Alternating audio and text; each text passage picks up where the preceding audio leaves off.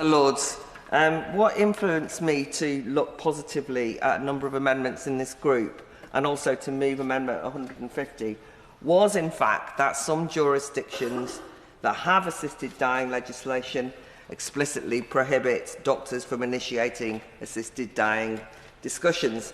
And I know that there was a bit of a row earlier about Australia, South Australia and New Zealand, but the truth is people who have this legislation thought that it was important to say that if a doctor raised this with the patient, it would breach professional misconduct. And in fact, South Australia even used the wordings must not even suggest.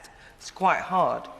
And I think that's very interesting, whatever the, and an indication of the fact that this group of amendments has got importance for us all because, in other words, it can't be assumed to be either filibustering or messing around because actually we're citing places that have assisted dying and they think this is a very good, important safeguard, or that's at least worth debating. I think one of the reasons why they do that is because of the issue, which I know is very close to the noble and learned Lord, which is all about autonomy. Because the concern is that if a doctor initiates discussions about assisted dying, then it undermines that very principle of those supporters of the bill, which is to ensure the decision regarding assistance to end your own life is yours, taken freely, patient-initiated. I was rather surprised, actually, to hear the noble lady Baroness Blackstone cite the BMA in this instance. I was thinking, what happened to the patient-centric approach? We've now got the kind of BMA versus what patients should. If a patient wants an assisted death, good. They can initiate the discussion. Not good. I mean, good if they want to raise it themselves. It's an autonomous decision. And I just think we've got to be honest about something which is not discussed enough in this, which is socially and culturally, there is an imbalance of power when you have a doctor-patient relationship. Now, I think what sometimes happens in this House is because we're surrounded by many brilliant medical experts, and then we're all their peers, and we're all peers, we sometimes behave as though we don't hold back from challenging each other, we're all equals. But I don't know about the rest of you, but when I go to the doctors as a patient, I suddenly become a quivering wreck. I feel very much the less equal partner, like millions of us. I mean, the noble Lord Devedon made the point that people are frightened of doctors. I don't think it's that. I think it's a kind of old-fashioned deference and awe. It's a relationship of dependence. After all, you're seeing the doctor because you're ill, and specifically in this instance, it would be terminally ill. But you're very poorly, and when we're very poorly, our sense of agency is at its weakest. We feel fragile and vulnerable, and that's one of the reasons why I added my name to the noble Lord Carter of Hazelmere's very important amendments. The doctor is who we are looking to as an expert, who we're dependent on for treatment and advice and for their expertise and help.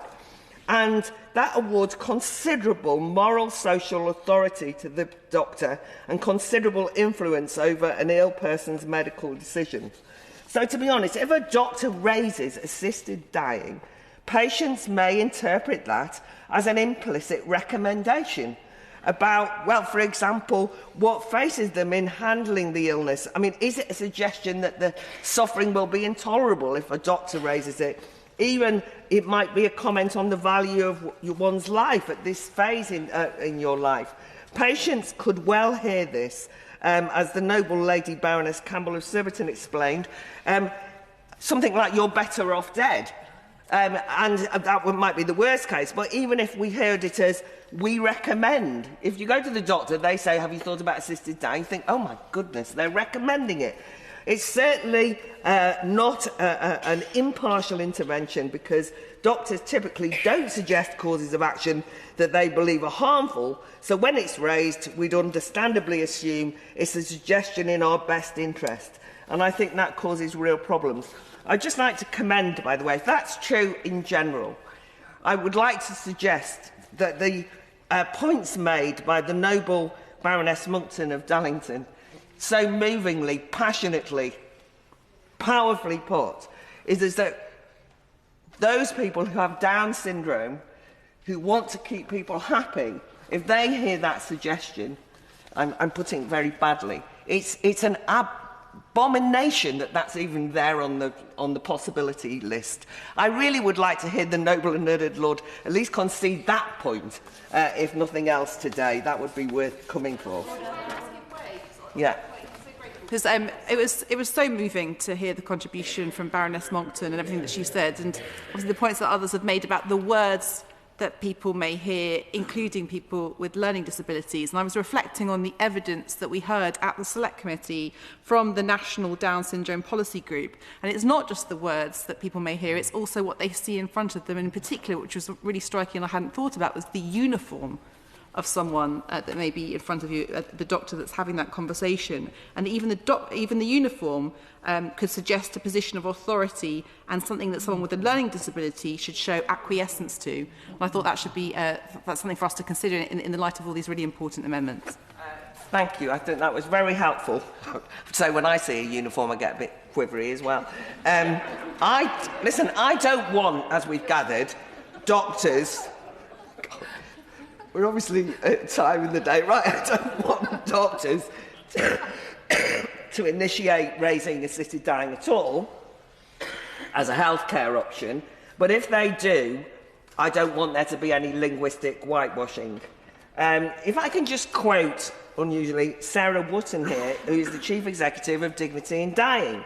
She wrote in her book Last Rites, and I quote, "We have to move away from idealised, sanitised nursery rhyme accounts of what death can be like towards truthful, no BS," I've abbreviated it, and no BS, plain-spoken explanations of what could happen. Surely these words, which are very powerful, I think, should also apply to conversations about assisted dying or assisted suicide.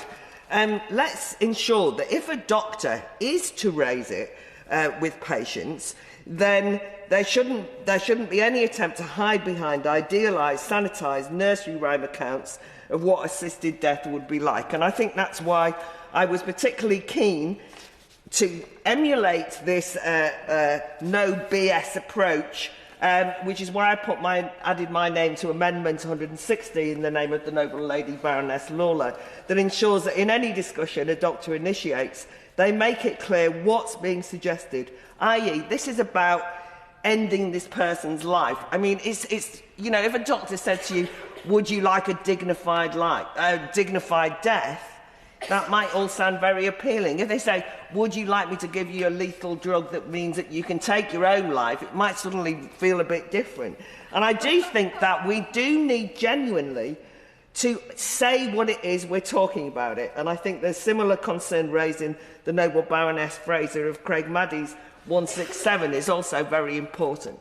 The doctor must not hide behind opaque language and euphemism that avoids spelling out clearly what the doctor is suggesting and offering from the first preliminary step to the end of to the ending of someone's life, by, as I said, by basically helping a patient take their own life. And then just the final point I wanted to make was, I really do think that we're saving the doctors here. Doctors starting to suggest that you can end people's lives is going to completely change the relationship between doctors and patients. And one of the things I thought was, I mean, first of all, you're forcing a doctor to think, is it in the best interest of this patient to die with my help through the ingestion of a lethal substance? That must have mess up the mind of a doctor who's trained to keep life going as much as possible. But I did think it would actually erode healthcare relationships moving forward in terms of trust, because say, for example, your doctor suggested assisted dying and you said no. I mean, then you kind of have to go back and face the same doctor. I mean, I'm not entirely convinced I'd be confident in the medical practitioner who had maybe told me I'd be better off dead to then say, can you help me extend my life a bit longer? I might want to doctor shop, as they say.